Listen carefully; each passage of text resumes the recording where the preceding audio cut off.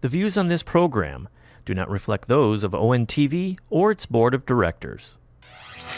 Welcome to Oaa Now, your home for Oakland Activities Association news and information. Here's your host, Sammy Taramina. Welcome to Oaa Now. Here I'm Sammy Taramina, blogger of the Dragons Insider, blog of Inside the OAA, and one of the hosts between Taramina and Orion Neighborhood Television. I'd like to welcome our friends hearing us on the Local Voice, on SoundCloud, and also those watching on Orion Neighborhood Television. We got a special guest. We got Ian Lockback this week. Yeah, I'm back. Woo! Mm-hmm. Last week we had Kellen James and Bob Bridges on. Yeah, sorry I missed week. that one. That was a good one. This week we got Coach Doug Corliss, hey, of course, the voice of the Lake Orion Dragons. Hey, glad to be here. Let's tee it up. We got a lot of football to talk about, of course. I've got a whole kit and caboodle of mess right here on my side of the set. Sam, I think this is the most paperwork I've seen you bring in at any time. Goodness. During this podcast. Goodness gracious. And he's doing his homework. He actually wrote on it. Yes, I did. I did write on it. Very of course, good. we got the voice of the Dragons here. I'm Coach from Corliss. Of course, we talked last year. You were on our show last year. We talked about the three divisions, the red, white, and blue. What teams has you interested to keep an eye on this year? A couple of them. Oak Park. Mm-hmm. I think Oak Park's going to make a run at Division II. West Bloomfield in Division I. You and I talked about it before we started. This could be Coach Bellamy's year. You always have to include Clarkston in the mix, but as we talked about, are we starting to see a couple of chinks in the armor? I think there's a little bit coming. When you look at, there's a little question mark with Clarkston. I want to get your thoughts on the Wolves only playing 8 games this year. I know there's been a little bit of an uproar. Which is bizarre. Which is very bizarre. Is. The Very, fact that very Clarkston's only strange. playing 8 games this year. You can't find another player or another opponent? Well, you know, and they it's and wild. they tried to find opponents. Just other teams around the state or around the country just don't want to play them. Too scared? I don't know why. It What is it? astounds me that a football team, what's the matter high school, Yeah. doesn't, has an open date, and you get a premier program in the state of Michigan says, hey, we've got an open date, let's play. And they say, nah. Yeah. It's astounding. Yeah. You always want to measure yourself against the best. Mm-hmm. That's a theme Sammy's been talking about You for years. always, Ric Flair always says this: to be the man, you got to beat the man. Yes. You know what I mean? Yeah. And it kind of tells you the direction of these teams. Do like Catholic Central does, like West Bloomfield's playing the Catholic League 4th place team to close out the year. Well, go to Ohio and get a team. Find something. Go over and play Benton Harbor. Go over and I know they have reached out to everybody. It's just the other teams in the state just don't saying want to no. play them. They don't want to play them. I don't understand it. I don't either.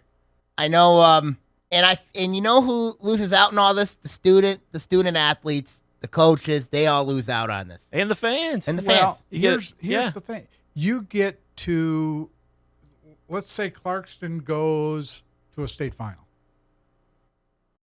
Is their record and is their path to a state final tainted because they only played 8 games? Hey, if you'd have played 9 games, maybe you'd have lost that and you wouldn't have had the seeding you do. And Also, you're healthier, right? How is that going to work with the seeding? It shouldn't affect the state playoff seeding.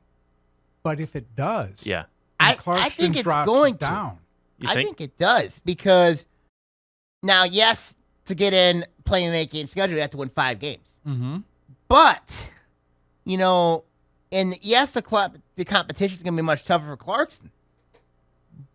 But if you look at, if you're playing a 9-game schedule, you look at Clarkston, if they're like in the 60s or 70s based playing an 8-game schedule, they're going to have to go on the road to play their road games. Absolutely. And that's not right. No, and they cannot afford 2 losses this year. No. And when you look at the margin for error just Absolutely. shrunk like immensely for those guys. And when you look at Clarkson's schedule, they got to play Southfield twice. You got to play Oak Park, and then the rest of and then the red schedule. And there's That's another brutal. thing that's silly. Why are you playing Southfield twice? You can't find, so in effect, go out on a limb. Southfield doesn't want to play them twice. Are you going to play a 7-game schedule? Yeah.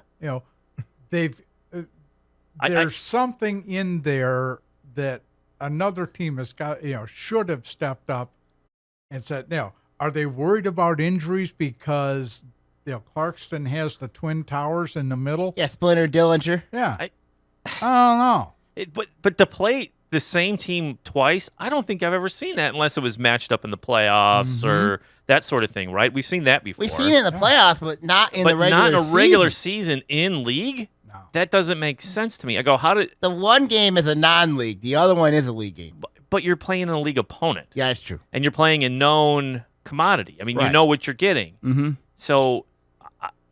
You're calling it a showcase, right, Sammy? So yeah, share with everybody. It's an OA showcase taking place at West Bloomfield. Of course, they have 2 games there. They're going to have Oak Park and West Bloomfield. That is going to be the first game at 4 o'clock. That should be interesting. I'd pay admission. Yeah. That'll be a heck of a game. And then you have Southfield A&T and Clarkston playing the nightcap at 7 o'clock. Now, when you look at the other matchup, other teams, we talked Oak Park, we talked West Bloomfield. But when you look at West Bloomfield, they've got the athletes back. They got a ton of talent back. They got their quarterback CJ Harris back. They got Makari Page, Cornell Wheeler, both going to Michigan. But when I look at questions, there's not a lot of questions with this Laker team. No, they're not. And Coach Bellamy's getting to the point where he doesn't reload, he restocks. Yeah. Because he has got players waiting in the wings to go on that varsity team that can contribute and play well. He's in the same situation that you saw Lake Orion in about 10 years ago, with a lot of college talent, players that made the leap to college and played well. And there were players that ended up could only start their senior year because they had so much talent in front of them that were really good athletes. But when you look at West Bloomfield, last year, kind of a little bit of a setback in the playoffs, losing to Belleville in the regional final. 2 years ago, they made the state final, losing that crazy game to Clarkston. Yep. I call it ugly. So when you look at the Lakers' mindset, there's going to be a lot of media people are going to say West Bloomfield is the number 1 ranked team in the state. I agree. There's going to be a lot of them. Or if not the number 1, they're ranked in the top 3. Obviously. And I expect to see West Bloomfield back at Ford Field the Saturday after Thanksgiving this year. It's going to be very interesting. Do you think, we've seen other teams that were like this. You build, you're close, you don't quite get there. And then you're in Ford Field and you go down. But they still have enough talent. Do you think their window is closing? Like, no. Is this no? This is a sustained No. progression that they are still climbing. Here's the thing. On the upswing. Ron Bellamy has done a magnificent job building the middle school programs up. I know in the first 2 years of their renaissance, they relied on talent. They relied on transfers. But he has developed that middle school program, and look where that program has been at. They have been very sustainable. They've been very competitive, and the fact that they are winning right now. And that is a huge, huge credit to Bellamy and his team, developing that middle school program level. Yeah. That's huge. The other thing is when Coach Bellamy took over at West Bloomfield, and, assistant coaches, God bless them, they're really what makes the sport of football. But he had leftover assistant coaches from the previous regime that were a little misguided in their techniques and in their way to coach. He's got his staff in there now. And that's huge because they're all on the same page. They're all looking, and that's at all levels. That's at the JV, varsity, they're all looking to improve the program, improve the players, and they're bringing this talent up. You can't teach talent. You've got it or you don't. Yeah. But they can take that talent and harness it.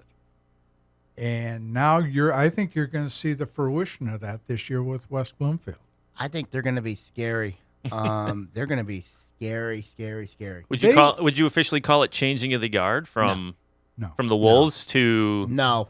You just think it's 1A or it's two heavyweights going at it? That's the beauty of the Red. You know what I mean? When you look at the Red, you also got to look at the other teams in that division. You got to look at we talk Lake Orion. I think Lake Orion's going to be a good football team this year.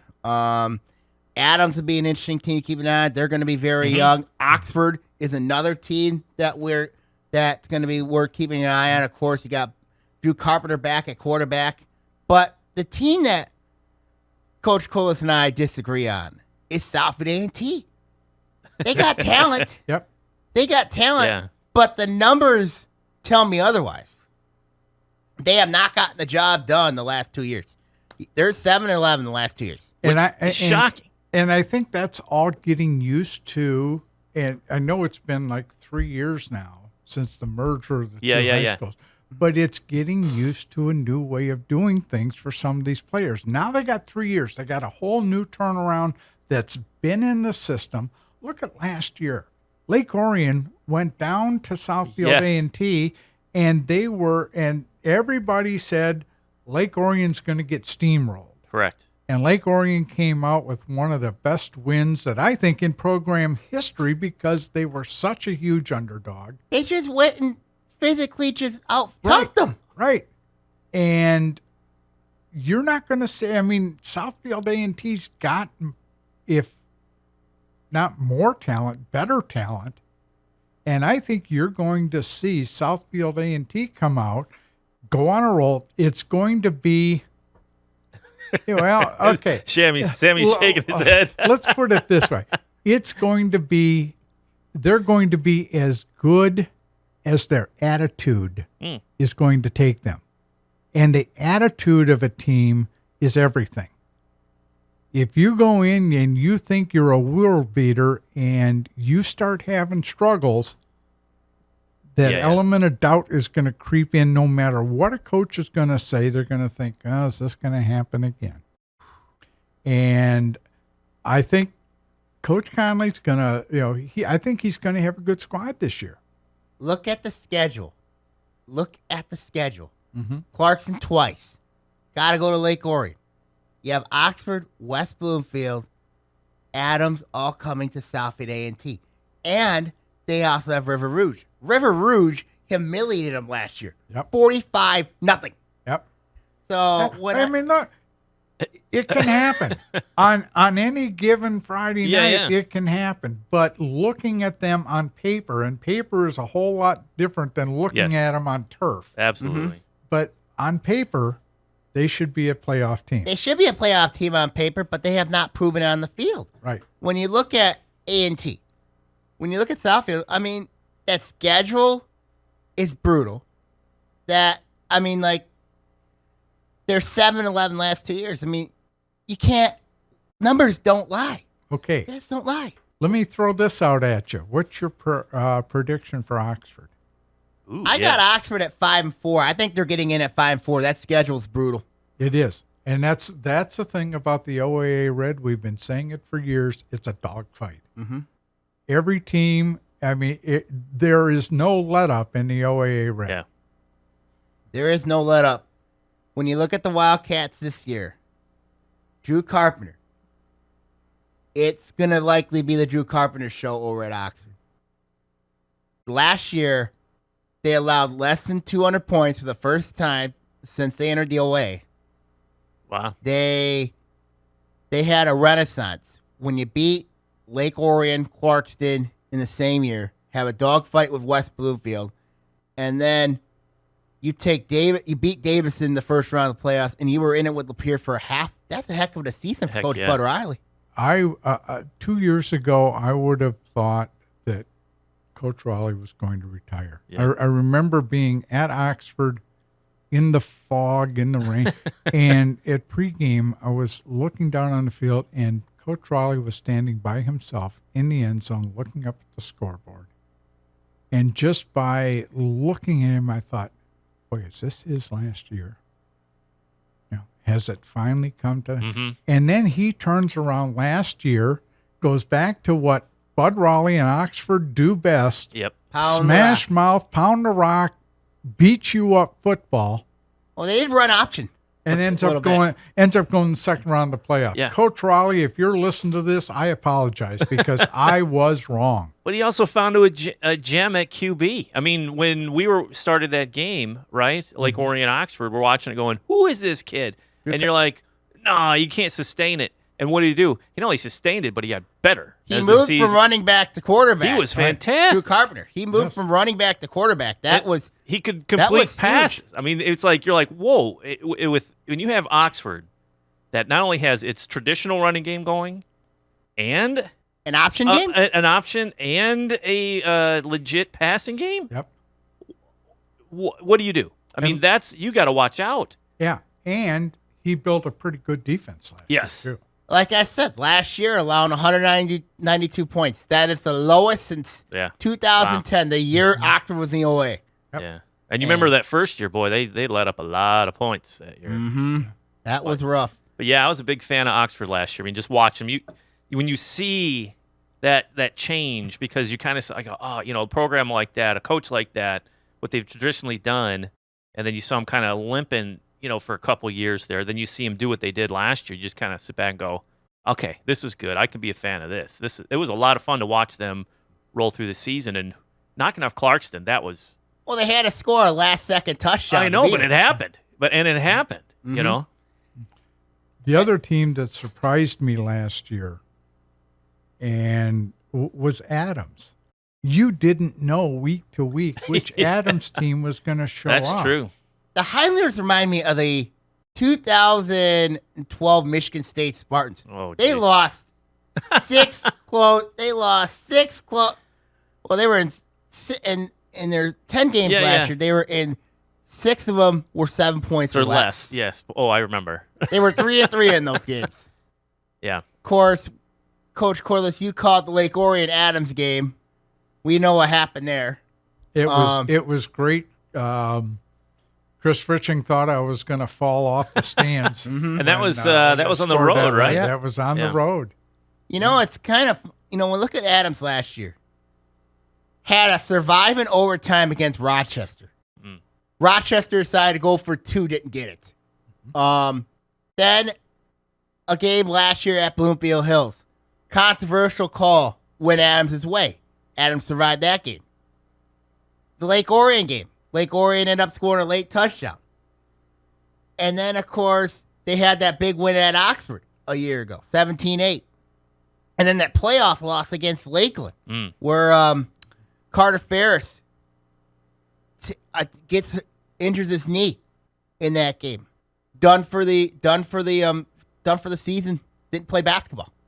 So Adams is a team I'm curious to see how they do this year. I'm very curious. And you know that they're starting 11 or 8, depending on their two-way players. But you know that they're going to have good athletes in those positions. What I'm always concerned with Adams is their depth. They're young this year. Yeah. They only had 12 players in their JV last year. Can they afford an injury? No, I don't. One of their starters.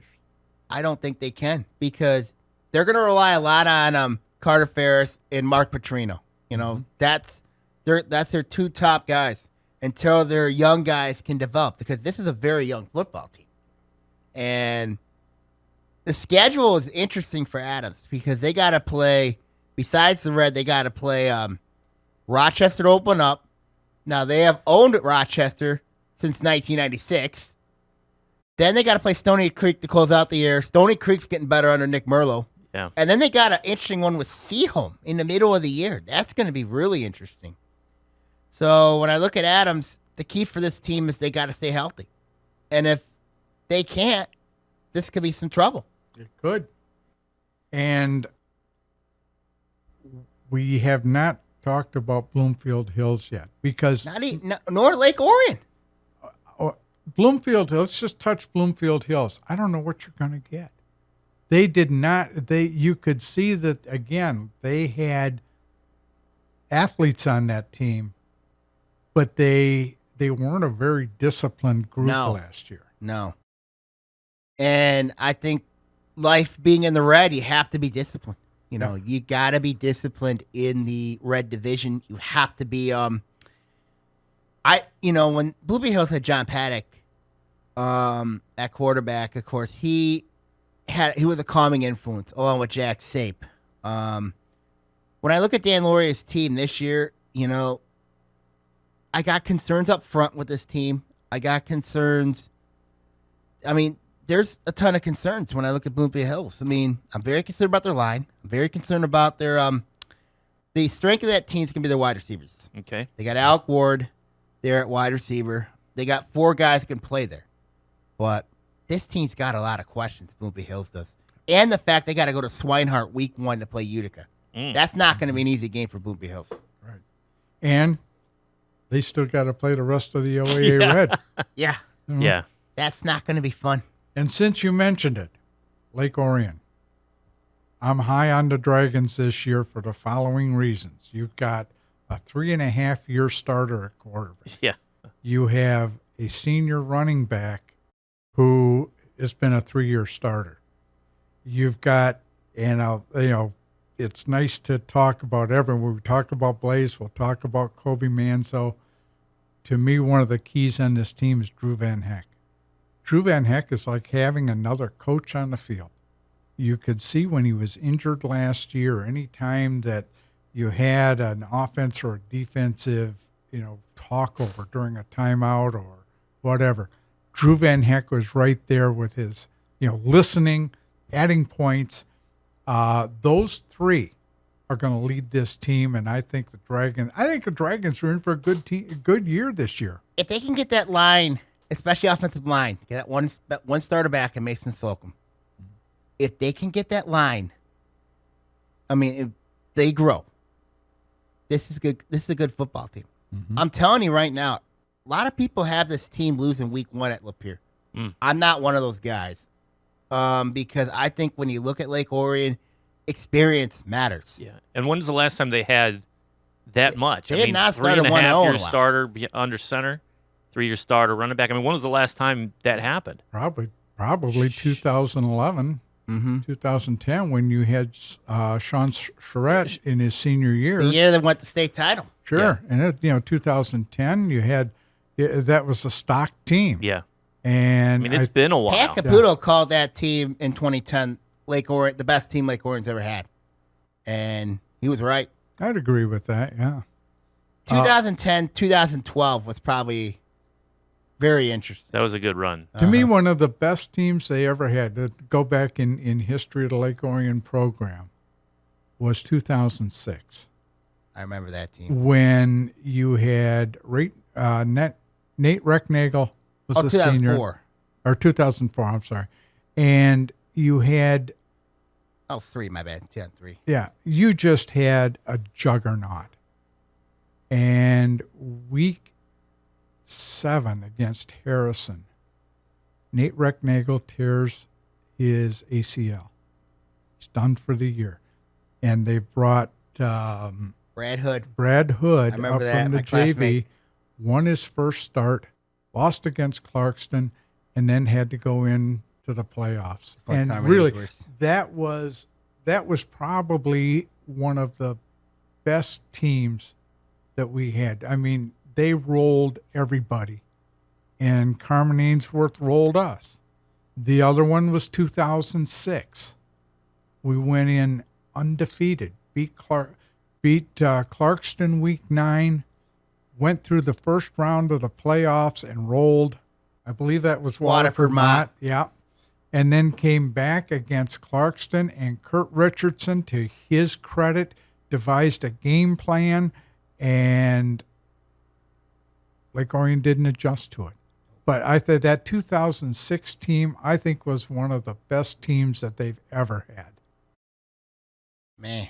So this year, you've got all that veteran experience. You've got all that veteran leadership.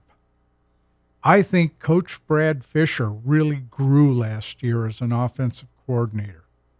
The game against Monroe was one of the most thrilling games I've ever seen. They took Monroe punch for punch. And I'm looking for good things out of the Dragons this year. I think a lot of people are. You know, when I look at my projections, I have this team at 7-2. Okay. And I think it's fair for this group, but they have not won 5. They've not won 6 games since 2013. But when I look at the schedule, you know, it looks favorable. You know, it looks manageable. They've got a lot of their tough games at home. Mm-hmm. They still got to go to Oxford, Clarkston, and Lapeer. Those are going to be 3 tough games. Are you looking at the losses as Clarkston and West Bloomfield? Or do you think they'll pull one of those out? I think they'll pull one of those off. But you never know. But actually, those 2 losses, you know, that I'm looking at, you probably could say that those 2 losses. But if they could get Clarkson this year, you know, it's just if it comes down, their line play has to be better in that game against Clarkston for them to pull that one off. And it's been a while. It's been since 2010 since Lake Orion has beaten Clarkston. Yeah. You know, so Wow. that's got to change. It's been that long. It has. Mm-hmm. It's been 10 years, and hoping this is a change to the guard. Who knows? So that takes care of the red. Yeah, it takes care of the red. The preseason coaches poll, I don't have a lot. The only thing I would do is I would flip-flop Lake Orion. Lake and Orion. So Southfield. read the coaches poll so everybody knows Coaches what this poll, is. of course, the red division, you got West Bloomfield 1, Clarkson 2, Southfield 3, Lake Orion 4, Adams 5, Oxford 6, Movie Hill 7. And West Bloomfield had 4 first place votes. Yes, they did. I do agree with Coach Corliss on Southfield. I think you should put Southfield a little bit lower than because I think Adams and Oxford are going to be they're 2 teams that are not getting any respect in the media from the coaches. I think they're better than people think, and with that schedule Southfield has, I just don't trust the Warriors right now. You know, I can't trust this team. Yes, they got all these athletes, they got all the social media hyping them. You know what I mean? Yeah. But until the jury's out in the football field, I cannot trust the Warriors. And I would maybe even go out on a limb and flip-flop Oxford and Adams. Simply, if we see the Oxford we saw last year, yeah, they're going to make some noise. Yeah, and I when I look at my projections, if you're going to watch my football preview shows, we hope you do. we hope you do. You could tell I've got 5 teams from this division making the playoffs. 5. Wow. You know, but I think Oxford is undervalued, and I think Adams is undervalued. Who's Oxford's week 1? Romeo at Barnaboo. They're at Barnaboo. That's a tough matchup. It is a That's tough going matchup. to be a tough one, yes. That's a tough one. I mean, they're proven physical. Mm-hmm. Be interesting. Okay, now let's go from the red division to the white. We talked about Oak Park a little bit, Coach DC. What's your thoughts on Groves heading into the year? Groves is one of those teams that always seems to be in it. They'll go to the playoffs and something happens. They went to state semis last year. Yeah. And believe me, that was a boost for their program. First time they've been that far. Second time. Excuse me. Really? Mm-hmm. Yeah. But everything, as we said earlier, everything's going to go through Oak Park. Groves is going to give them a battle for it. What about a team like Warren D. LaSalle? They could. Yeah, they could. De La Salle has been there for forever. They took Oak Park out last year. Yeah, since they decided to, change the football from a pig's bladder to leather, it seems like Groves has been there, and they've always had good teams. They'll run through a regular season, and I think they'll be there. I don't see them, if they make the playoffs, I don't see them going far simply because of the division they're in. Well, you also got, I could see that happening too, but who knows? I mean, they got to load it. Their offense is back. The majority of their offense is back from a year ago. Their defense, I got some questions for that defense. They're going to be a team worth watching, Groves is. But if there's a team I'm watching in the white that has me interested this year, it's Nick Merlot's Stony Creek Cougars. Yeah, Stony Creek can put a good team out this year. Their defense is going to be stellar. Their defensive coordinator is former Troy and Hazel Park coach Gary Griffith. Uh-huh. Yep, and that defense has allowed over 240 points only once. Wow. Only once and that's with 3 different coaches. And Stony Creek is finally getting stabilized. Mm-hmm. Yeah, they went through, a little period, if you want to call it a period of upheaval, where, they had two Brad or three Zuby, different, right. And then Bob Lancey. Right. And now you're finally getting some stability there. The players know what to expect. The coaching staff knows what to expect. And, yeah, I think they're going to have a good year. Do I see them making the playoffs? Maybe not. Because, because of their division. Yeah. But if they could get by somebody, you know what I mean? If they can get by somebody, particularly Adams, you know what I mean, when they play last game of the year, that game against Adams, they got a shot. Mm-hmm. They have a shot. They have, let's assume that the preseason poll stays as the way it's going to be. And Stony Creek finishes up third. For their crossover, going by the way. They got to play Oxford. They got to play Oxford, too. Ooh. But they also, if they're crossover, 3 against 3, they'd be playing Southfield. Yikes. A&T. Yikes. So, yeah, their schedule is going to be a tough one, as everyone's is. But that is one of the things I can see really being a detriment to Stony Creek this year. And then when you look at the other teams, what about Rochester? You know what I mean? I do not trust Eric Vernon's defense at all. They have a quarterback who's a proven experience. They have proven experience at quarterback in Peyton Youngblood, who's going to make the transition to quarterback. So what is your thoughts on Eric Vernon's team? Coach Vernon has, number one, he's been there for a long time. But it's just a matter of execution with them. They always seem to come up short at a critical time. And it's been that way, and I don't know if it's a coaching thing. I don't know if it's a teaching thing. But they put some good teams out on the field that end up finishing 4 and 5. Yeah. And you look, what is the reason? Because they've got some athletes at Rochester. And I expect them to have a winning record this year. I can see them winning 5 games. We'll see. I mean, They haven't beaten Adams since 1996. They haven't beaten Lake Orion since 1996. That's right. And they're on the schedule. Yep. Man, that's a long stretch. And Lake Orion and Rochester is at Lake Orion. Yep. It's they were close to knocking off Adams last year. Yeah. Do you think this is the year Rochester gets Adams? Could be. As we talked about with Adams, you see a good team there, but you don't see a lot of depth. Mm-mm. So Adams is, as we said, one injury away from disaster, having a bad season. And if Rochester gets them at the right time, Rochester can break that jinx. They got a shot, Mm-hmm. Here's a team I'm curious for you to see. That's Seaholm. They make the move from the blue to the white. They got some experience back, but what's your thoughts on the Maples? I don't see that much of Seaholm. I hadn't read too much about them. Seaholm is just trying to keep their head above water. Yeah.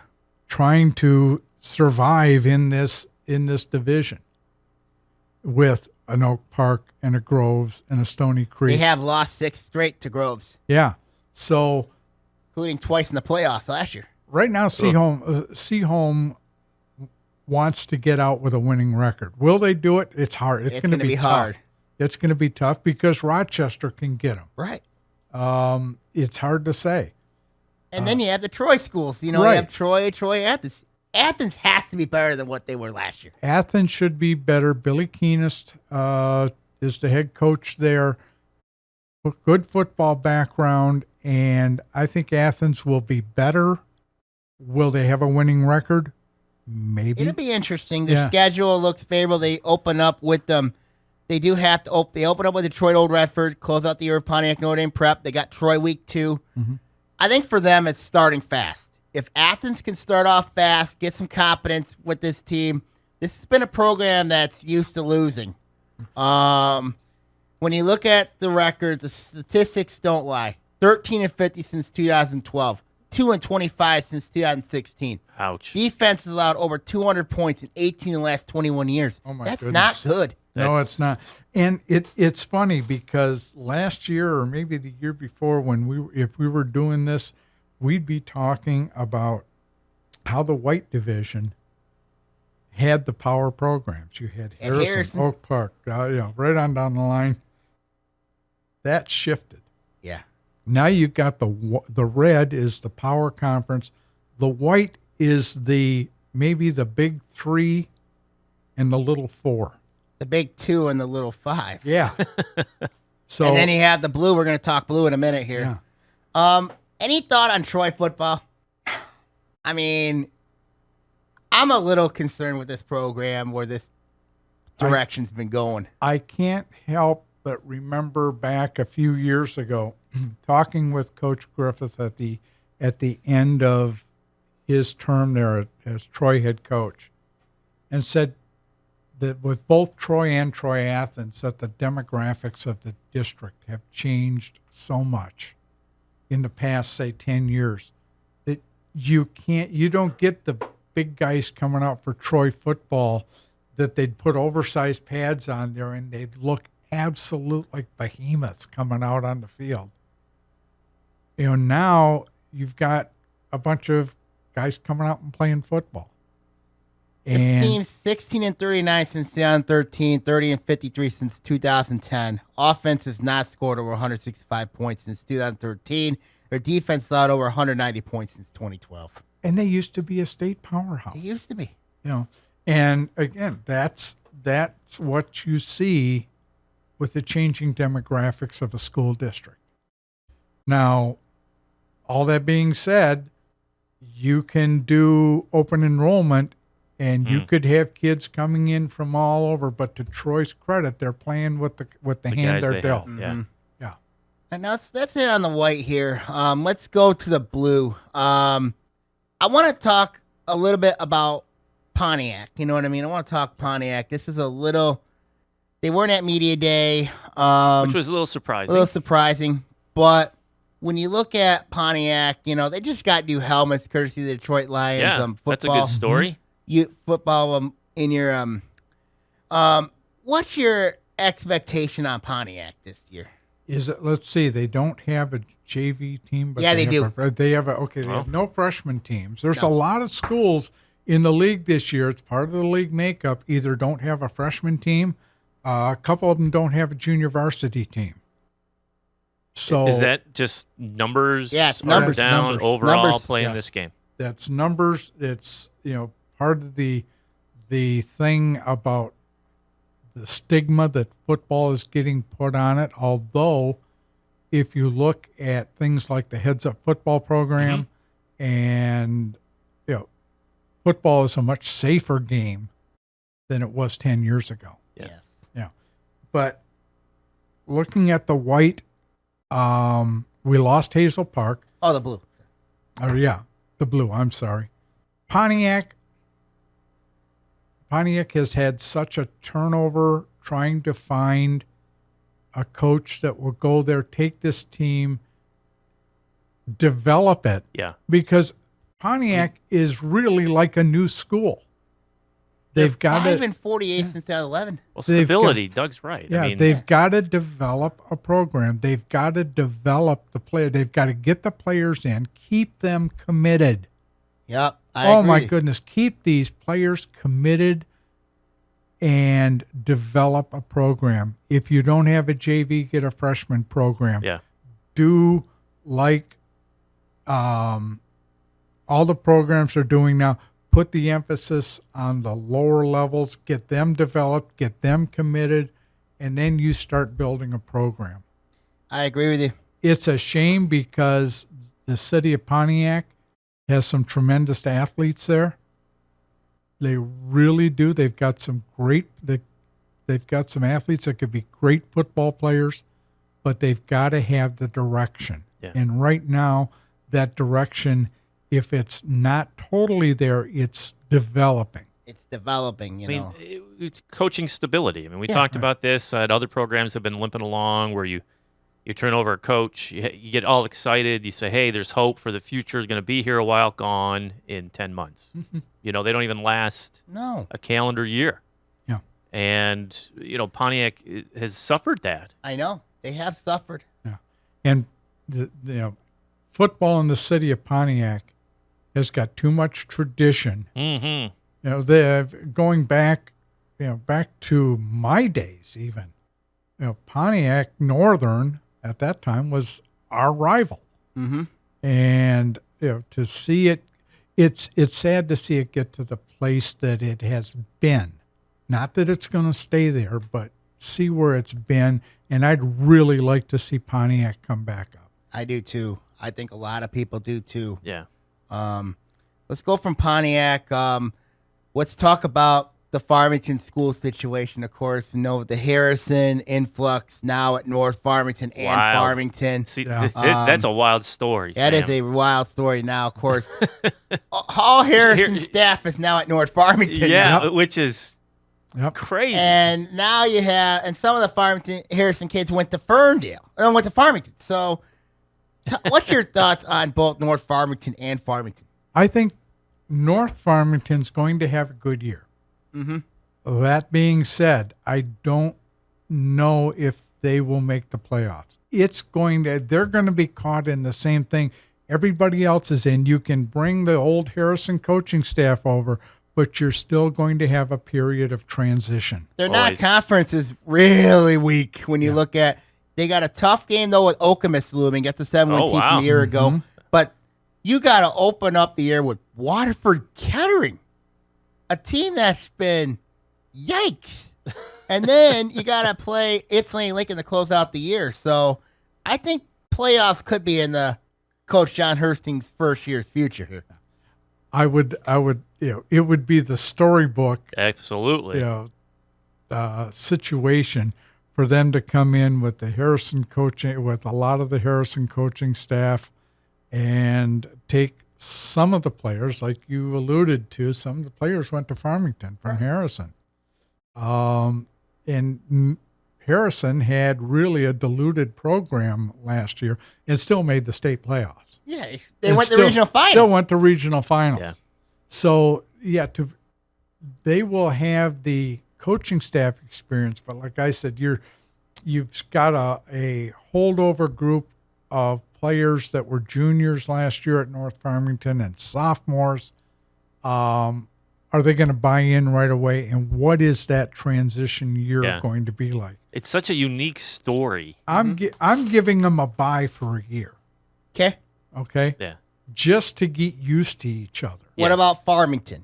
Same thing with them? They made the regional final last year? Farmington, I won't give them as big of a pass as I did North Farmington because Farmington still got a coaching staff there. Mm-hmm. And how they bring the new players in to a current situation, is going to be the story there. I think Farmington will be fine. I think Farmington will have an easier time than North Farmington. Their schedule is easier, though. They're not conference. Right. So that'll be very interesting to see. Let's talk Avondale. Cory Bell. Of course, we know the Bell tree. Avondale's got a lot of experience back. They got a ton of talent back. How do you think Cory Bell is going to do in his first year in Auburn Hills? I think he'll be fine. Yeah, I saw Avondale play Berkeley last year in the rain, in the fog.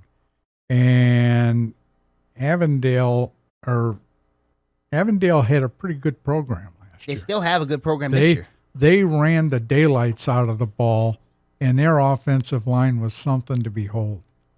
And I'd look for a good season from them. Will they make the playoffs I think again? they will. Yeah, it's possible.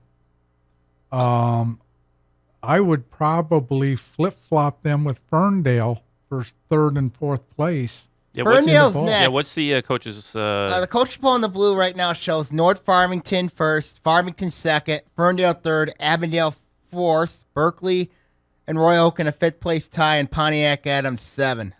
Speaking of Ferndale's got talent back. They got a murder's row of schedule. They got it.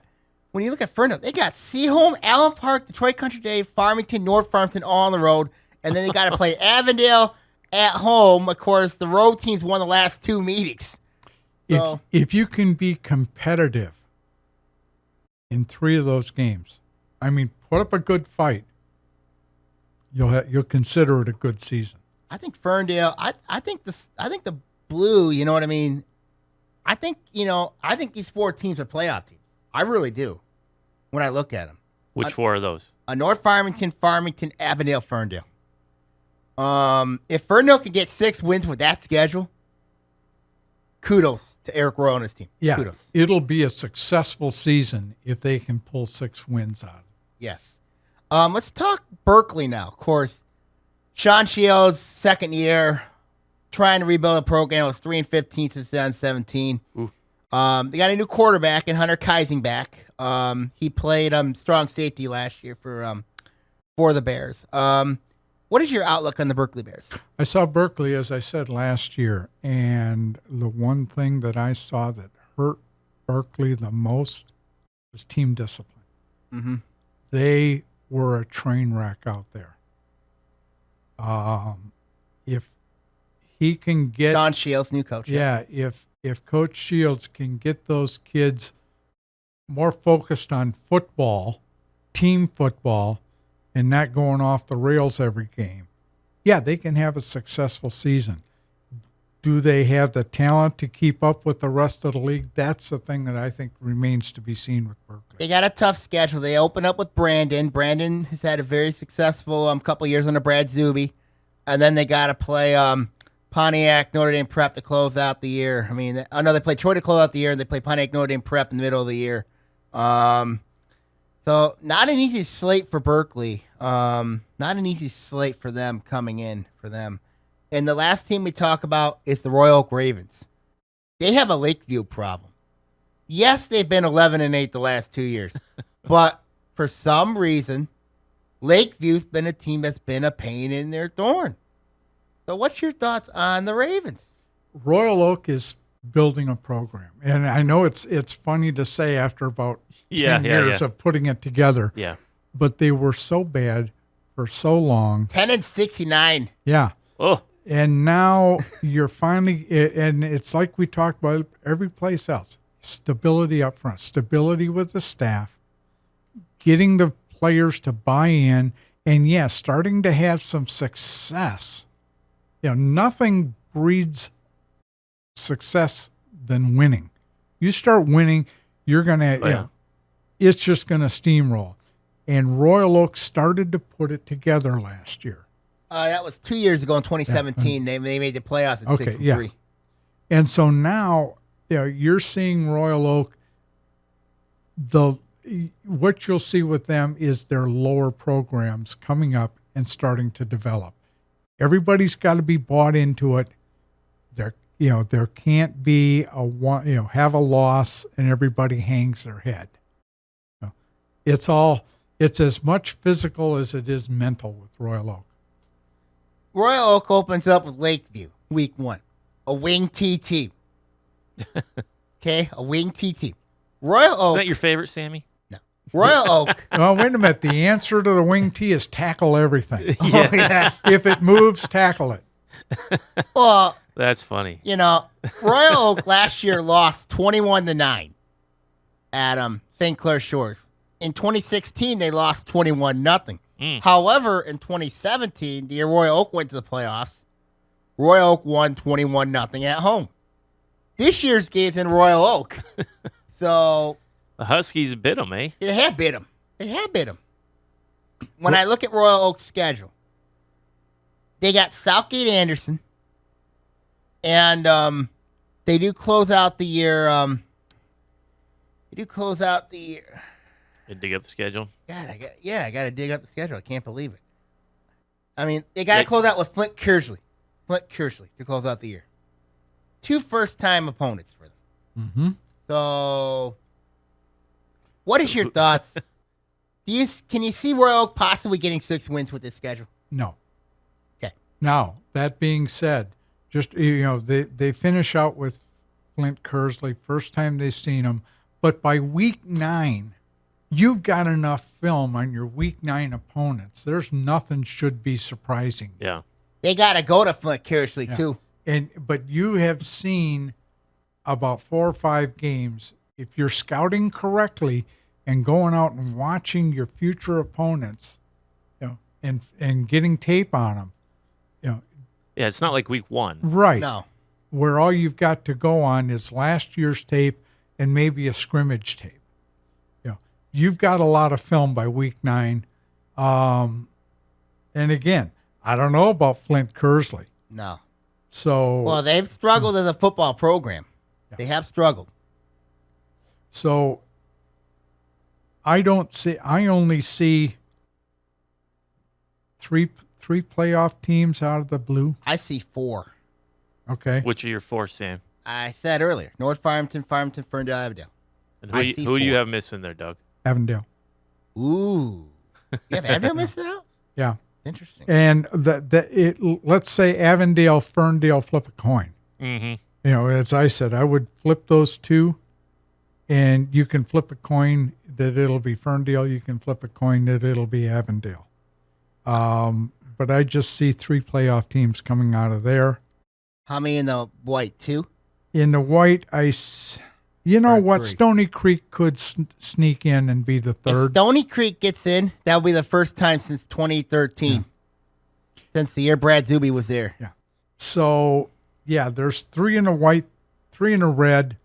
No, how many in the red? Or 5? I see 5 in the red. No, I'm sorry. Red. I meant blue. I'm sorry. Yeah, it's all right. 3 in the blue, 3 in the white, and 5 in the red. Yeah, I see that. I see that too. When I release my preview shows, it's going to be you'll see what playoff teams I'm looking at. You guys have gotten a hint already where I'm seeing with these teams that heading into the football season. Yeah, we're hoping to have the preview show on the air next week. Mm-hmm, next week, yep. So we're 3 weeks out, correct? Yep, we're 3 weeks out. So we release blue. Blue first, Then then the white, and then then the red. red just before the first, was it the home game for Lake Orion? Yep. At Lapeer.